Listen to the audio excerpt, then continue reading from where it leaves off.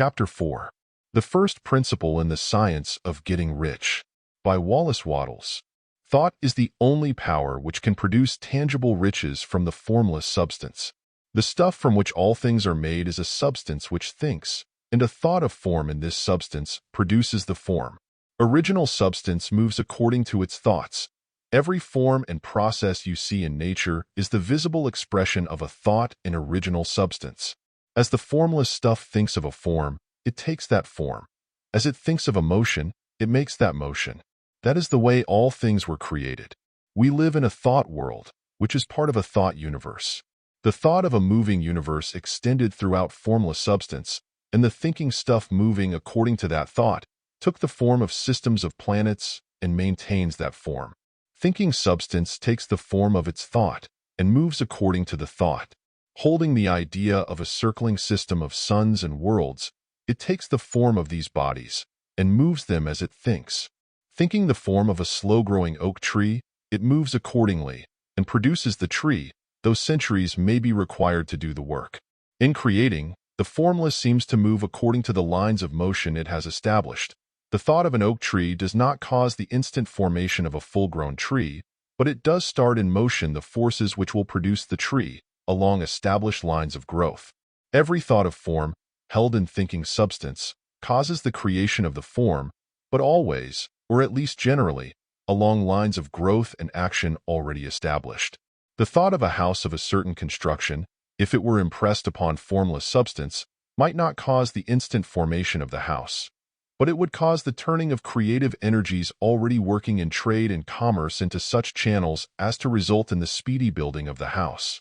And if there were no existing channels through which the creative energy could work, then the house would be formed directly from primal substance, without waiting for the slow processes of the organic and inorganic world. No thought of form can be impressed upon original substance without causing the creation of the form. Man is a thinking center and can originate thought. All the forms that man fashions with his hands must first exist in his thought. He cannot shape a thing until he has thought that thing. And so far man has confined his efforts wholly to the work of his hands. He has applied manual labor to the world of forms, seeking to change or modify those already existing. He has never thought of trying to cause the creation of new forms by impressing his thoughts upon formless substance. When man has a thought form, he takes material from the forms of nature and makes an image of the form which is in his mind. He has, so far, made little or no effort to cooperate with formless intelligence, to work with the Father. He has not dreamed that he can do what he seeth the Father doing. Man reshapes and modifies existing forms by manual labor.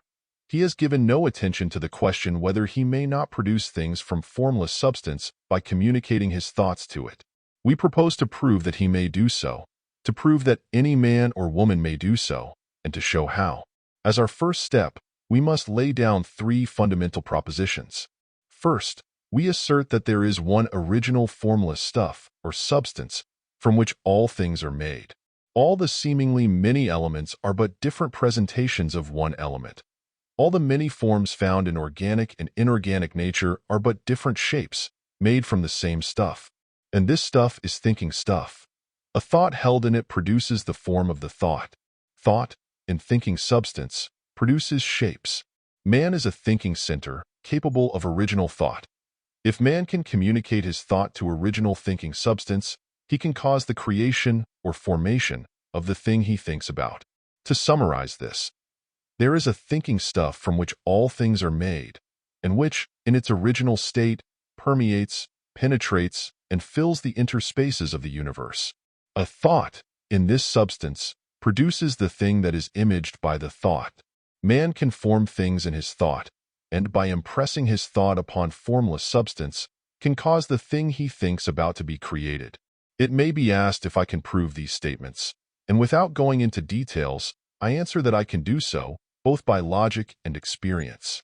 Reasoning back from the phenomena of form and thought, I come to one original thinking substance. And reasoning forward from this thinking substance, I come to man's power to cause the formation of the thing he thinks about. And by experiment, I find the reasoning true, and this is my strongest proof. If one man who reads this book gets rich by doing what it tells him to do, that is evidence in support of my claim. But if every man who does what it tells him to do gets rich, that is positive proof until someone goes through the process and fails. The theory is true until the process fails. And this process will not fail, for every man who does exactly what this book tells him to do will get rich. I have said that men get rich by doing things in a certain way, and in order to do so, men must become able to think in a certain way. A man's way of doing things is the direct result of the way he thinks about things. To do things in the way you want to do them, you will have to acquire the ability to think the way you want to think. This is the first step toward getting rich. To think what you want to think is to think truth, regardless of appearances. Every man has the natural and inherent power to think what he wants to think, but it requires far more effort to do so than it does to think the thoughts which are suggested by appearances. To think according to appearances is easy. To think truth regardless of appearances is laborious and requires the expenditure of more power than any other work man is called upon to perform. There is no labor from which most people shrink as they do from that of sustained and consecutive thought. It is the hardest work in the world. This is especially true when truth is contrary to appearances. Every appearance in the visible world tends to produce a corresponding form in the mind which observes it, and this can only be prevented by holding the thought of the truth. To look upon the appearance of disease will produce the form of disease in your own mind, and ultimately in your body, unless you hold the thought of the truth, which is that there is no disease. It is only an appearance, and the reality is health. To look upon the appearances of poverty will produce corresponding forms in your own mind, unless you hold to the truth that there is no poverty. There is only abundance. To think health when surrounded by the appearances of disease, or to think riches when in the midst of appearances of poverty, requires power. But he who acquires this power becomes a master mind. He can conquer fate. He can have what he wants. This power can only be acquired by getting hold of the basic fact which is behind all appearances, and that fact is that there is one thinking substance from which and by which all things are made. Then we must grasp the truth that every thought held in this substance becomes a form, and that man can so impress his thoughts upon it as to cause them to take form and become visible things. When we realize this, we lose all doubt and fear, for we know that we can create what we want to create. We can get what we want to have, and can become what we want to be. As a first step toward getting rich, you must believe the three fundamental statements given previously in this chapter, and in order to emphasize them, I repeat them here. There is a thinking stuff from which all things are made, and which, in its original state, permeates, penetrates, and fills the interspaces of the universe. A thought, in this substance, produces the thing that is imaged by the thought. Man can form things in his thought, and by impressing his thought upon formless substance, can cause the thing he thinks about to be created. You must lay aside all other concepts of the universe than this monistic one, and you must dwell upon this until it is fixed in your mind and has become your habitual thought. Read these creed statements over and over again. Fix every word upon your memory and meditate upon them until you firmly believe what they say. If a doubt comes to you, cast it aside as a sin. Do not listen to arguments against this idea. Do not go to churches or lectures where a contrary concept of things is taught or preached. Do not read magazines or books which teach a different idea. If you get mixed up in your faith, all your efforts will be in vain. Do not ask why these things are true, nor speculate as to how they can be true. Simply take them on trust. The science of getting rich begins with the absolute acceptance of this faith.